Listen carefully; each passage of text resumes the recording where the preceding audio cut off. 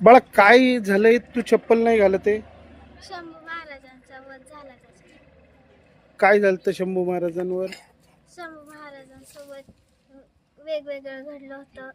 त्यांचं मांस काढलं होतं, त्यांची नखं काढली होती, त्यांच्या डोळ्यात सळई घातली होती त्याच्यामुळे आपण आपलं मांस त्यांना बलिदान करायचं.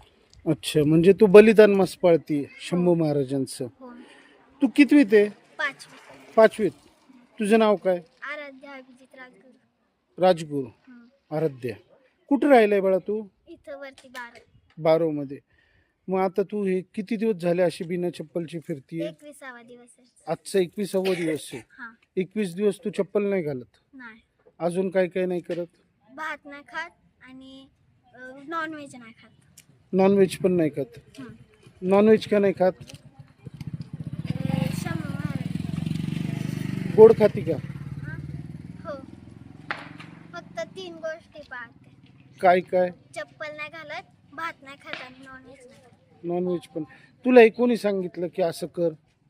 असं माझ्या मोठ्या दीदीने पकडले म्हणून मी पण. तुझ्या मोठ्या दीदीचं नाव काय? आश्लेषा राजगुरू. ती कितवीत आहे? तिची 15वी झाली. 15वी झाली तिची. मग ही तुझी दीदी कधीपासून पाळती असं? ती 18 तारखेपासूनच. नाही नाही, म्हणजे किती वर्ष झाली असतील? ना आज ह्या वेळेस पहिल्या वर्षीच पकडली. या वर्षी पहिलं. आणि तू? मी पण ह्या वर्षीच पकडली. पहिलं वर्ष. मग आता हे एवढं ऊन आहे आत्ता इथं रोडला, मग हे चटके बिटके नाही बसत तुला बाळा? नाही. नाही बसत? सवय आधीपासून. सवय. हो. म्हणजे हे महाराजांसाठी असं करणार? हा. मग आता शंभू महाराजांसाठी तू हे करतीये, मग तू आता हे बलिदान मास कधी संपणार तुमचा? 1 तारखेला. 1 तारखेला. 40 दिवसांनी. मग 40 दिवस तुला शाळेत कोण नाही बोलत शिक्षक तू नाही. चप्पल नाही घालत? मग घरी गेल्यावर त्रास होतो का नाही तुला? नाही होत. नाही होत. मग तू बलिदान मास ते जुन्नर शहरात पण होतं, तिकडे जाती का? नाही.